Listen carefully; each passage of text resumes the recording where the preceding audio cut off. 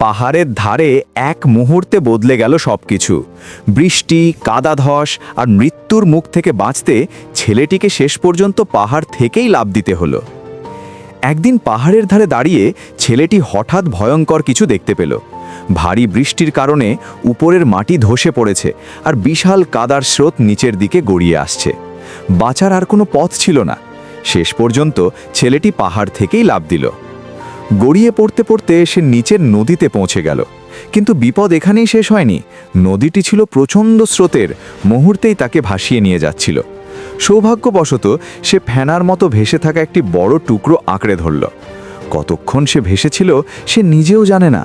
শেষ পর্যন্ত সে পৌঁছে গেল এক অন্ধকার জঙ্গলের গভীরে। ক্ষুধায় কাতর হয়ে সে জঙ্গলের ভেতরে ঢুকে পড়ল। হাঁটতে হাঁটতে হঠাৎ সে দেখতে পেল একটি বিশাল সাপের খোলস। বিপদের কথা না ভেবেই সে সামনে একটি গাছে ঝুলে থাকা ফল দেখতে পেল। আধা দিন ধরে ক্ষুধার্ত থাকার পর সে ফলটি ছিঁড়ে নিয়ে দ্রুত খেয়ে ফেলল। কিন্তু ঠিক তখনই চারপাশের পরিবেশ যেন বদলে গেল। তার সামনে ধীরে ধীরে এগিয়ে এলো একটি বিশাল অজগর। অজগরের চোখে ছিল অদ্ভুত এক জাদু। ছেলেটি যেন পাথরের মতো স্থির হয়ে গেল আর মুহূর্তেই অজ্ঞান হয়ে পড়ল।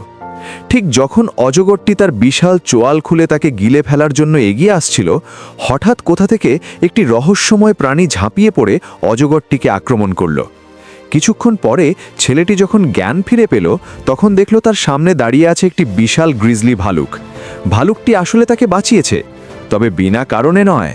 ভালুকটি তাকে একটি পাহাড়ের কাছে নিয়ে গেল, যেখানে বিশাল এক মধুর চাক ছিল।